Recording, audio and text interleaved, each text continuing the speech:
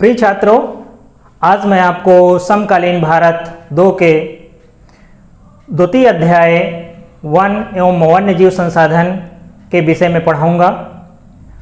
बच्चों, जिस आवासीय स्थल पर हम रहते हैं वह जो है अत्यधिक जैव विविधताओं से भरा हुआ है। मानव और अन्य जीवधारी एक जटिल परिस्थिति की तंत्र का निर्माण करते हैं। वन पारिस्थितिकी तंत्र में क्या करते हैं, सबसे महत्वपूर्ण भूमिका निभाते हैं, क्योंकि वन क्या होते हैं, प्राथमिक उत्पाद होते हैं और इन पर अन्य जीव निर्भर रहते हैं। तो आइए देखते हैं आज के जो हमारे चर्चा के बिंदु हैं वह है निम्नलिखित हैं। इसमें है भारत में वनस्पत जात और प्राणी जात। इसमें हम दोनों की परिभाषाएं देखेंगे। प्राणी जात और वनस्पति जात का विभाजन। प्राणी जात वनस्पति जात के लिए जो प्रतिकूल कारक हैं, यानी कि जो उन्हें नष्ट करने वाले कारक हैं, उनकी चर्चा करेंगे, और जैव विविधता और इसको प्रभावित करने वाले कारक। भारत में वनस्पति जात और प्राणी जात। तो वनस्पति जात किसे कहा जाता है, जिसमें विभिन्न प्रकार की वनस्पतियां पाई जाती हैं, यानी कि हम क्या करेंगे, उसमें वनस्पतियों का अध्ययन करेंगे। प्राणी जात में देखिए आपका सूक्ष्म बैक्टीरिया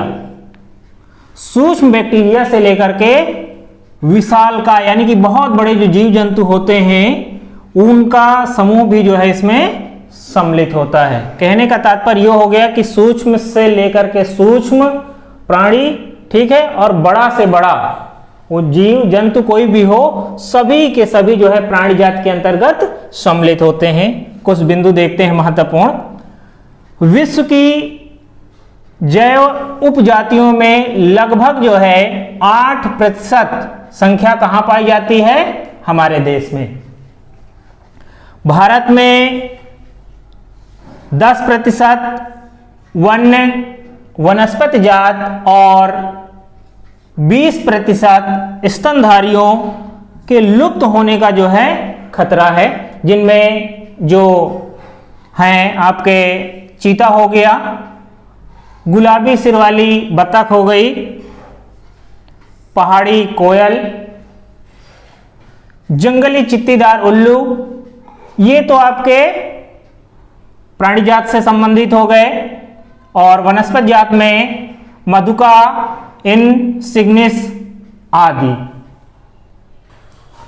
अंतर्राष्ट्रीय प्राकृतिक संरक्षण और प्राकृतिक संसाधन संरक्षण संघ, जिसे संक्षिप्त में IUCN कहा जाता है, ने विभिन्न प्रकार की श्रेणियां बनाई और उन श्रेणियों का विभाजन इस प्रकार से किया, जिसमें है सामान्य जातियां। सामान्य जातियां कहा गया कि जिनकी संख्या जीवित रहने के लिए सामान्य मानी जाती है, वे सामान्य जातियों के अंतर्गत आते हैं। जैसे आपका पशु हो गया, और पेड़ों में आपका साल, चेड़ आदि। संकटग्रस्त जातियां किन्हें कहा जाता है, जिनके लुप्त होने का खतरा है। जिनके लुप्त होने का खतरा है, उदाहरण के रूप में देखेंगे, जैसे आपका काला हिरण हो गया, मगरमच्छ, भारतीय जंगली गधा, या का जो भारतीय जंगली गधा जानते हैं कहां पाया जाता है, यह आपका गुजरात के कच्छ क्षेत्र में पाया जाता है, जो अब धीरे धीरे दुर्लभ हो रहा है। गैंडा, शेर पूंछ वाला बंदर, शंगाई, ये एक मणिपुरी हिरण है। शुभेद जातियां, वे जातियां जिनकी संख्या क्या है, घट रही है। याद रखिए कि इन जातियों की संख्या क्या है, घट रही है। और क्यों घट रही है, क्योंकि इसके ऊपर जो है विपरीत प्रभाव डालने वाली जिस प्रकार की परिस्थितियां बदल रही हैं, तो अगर ऐसे ही बदलती रहीं तो ये जो जातियां हैं किस में परिवर्तित हो जाएंगी? संकटग्रस्त श्रेणियों में। यानी कि जिस तरह से घट रही है, ठीक है, तो वो भी जो है संकटग्रस्त जातियों में पहुंच जाएगी। उदाहरण के रूप में देखते हैं, जैसे आपका नीली भेड़ हो गई, एशियाई हाथी हो गया और डॉल्फिन हो गई। डॉल्फिन जो है एक प्रकार का जलीय जीव है, यानी कि मछली है, और इसे भारत सरकार के द्वारा जो है कुछ समय पहले इसके किसी भी तरह के शिकार पर रोक लगा दी गई है। दुर्लभ जातियां, तो दुर्लभ जातियों के अंतर्गत इनकी संख्या क्या है? बहुत कम या सुभेद्य है। तो अगर इसी तरह की विपरीत परिस्थितियां होती रहीं, ठीक है, तो ये भी जो दुर्लभ जातियां हैं बहुत ही जल्द जो है किस श्रेणी में आ जाएंगी? संकटग्रस्त श्रेणियों में आ जाएंगे। स्थानिक जातियां देखते हैं। प्राकृतिक या भौगोलिक सीमाओं में अलग विशेष क्षेत्र, ध्यान रखिएगा, विशेष क्षेत्र में पाई जाती हैं। यानी कि इनका जो क्षेत्र है एक विशेष होगा। जैसे आपका निकोबारी कबूतर, अंडमानी जंगली सुअर, अरुणाचल प्रदेश के मिथुन आदि। अब देखिए लुप्त जातियां किसे कहते हैं। रहने के आवासों, आवास का मतलब जान ही रहे होंगे, जहां पर यह जातियां रहती हैं, अगर यह वहां अनुपस्थित पाई जाती हैं तो यह मान लिया जाता है कि यह लुप्त हो चुकी हैं। उदाहरण के रूप में देखेंगे, जैसे आपका एशियाई चीता हो गया, गुलाबी सिर वाली बतख हो गई।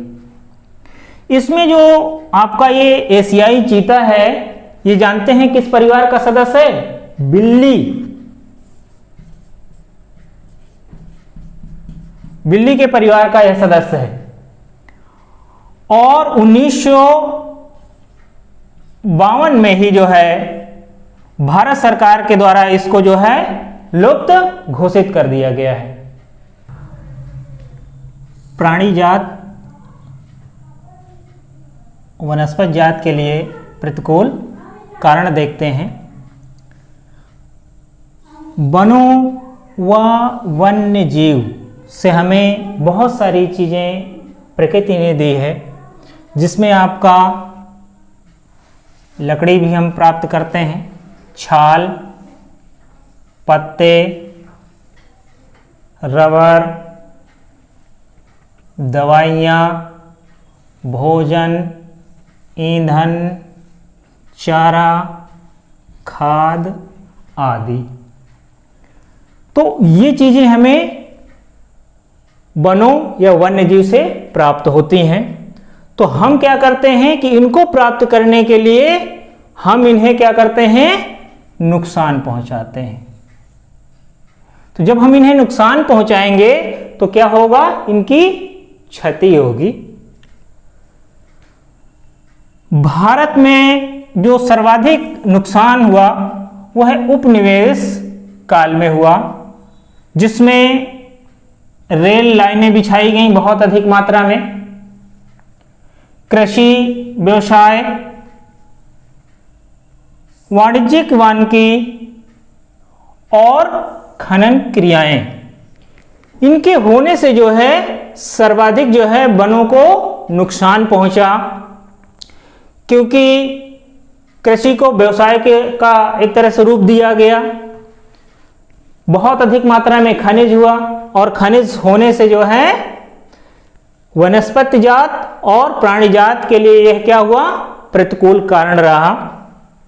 स्वतंत्रता के बाद देखते हैं कि कृषि क्षेत्र में बहुत अधिक विस्तार हुआ।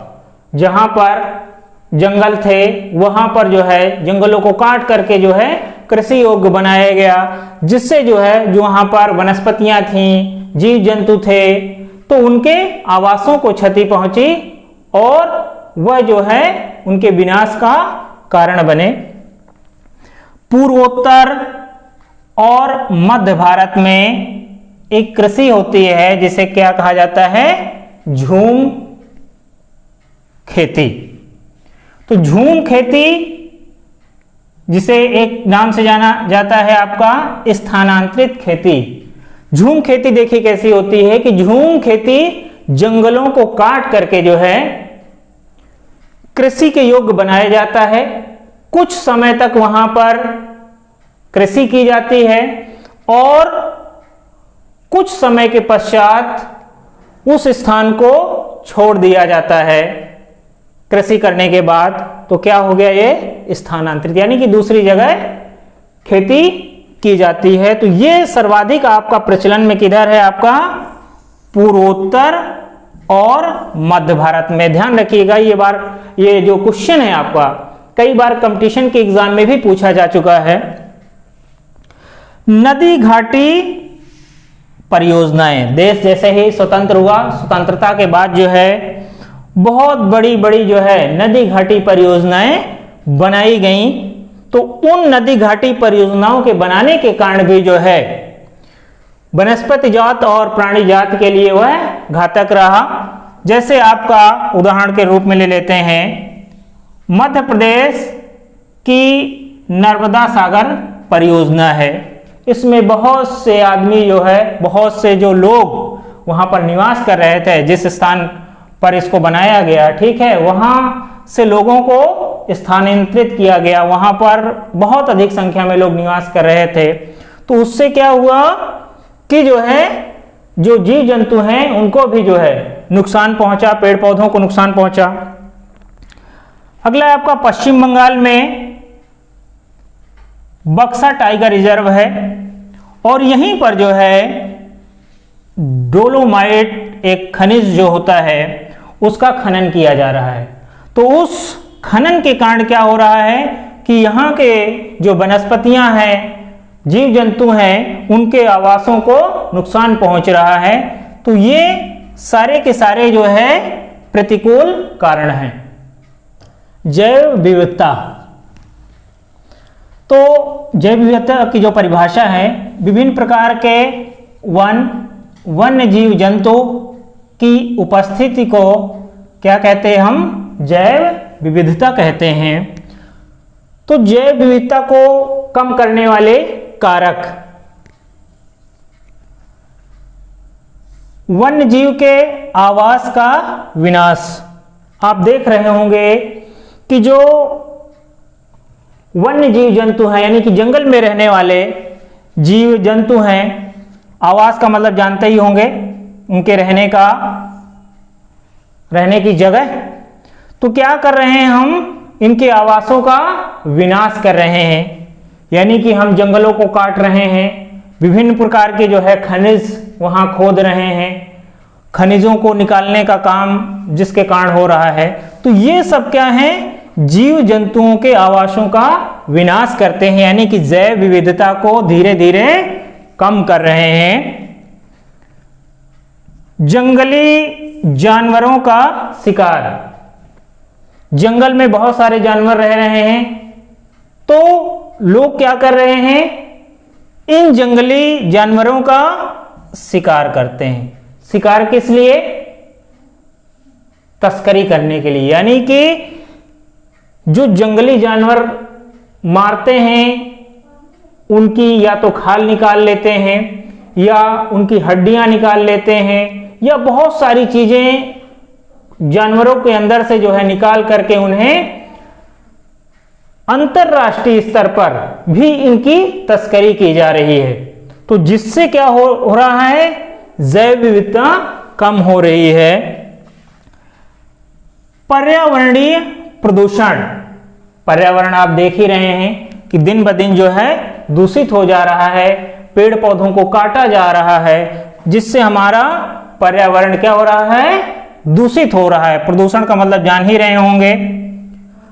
और इसी पर्यावरण में क्या आ रही है, विषाक्ति, यानी कि उसमें जहरीलापन आ रहा है, जिससे जो है वह क्या है? जीव जंतु पेड़ पौधों दोनों को नुकसान करने वाला है। अगला पॉइंट है आपका आग। आप अक्सर देखते होंगे कि जंगलों में आग लग जाती है। तो जब आग लग जाएगी तो क्या होगा? वो जो पेड़ पौधे हैं, वन्य जीव जंतु हैं, उन्हें क्या करेंगे? जला डालेंगे। तो उससे क्या होगा? जैव विविधता कम होगी।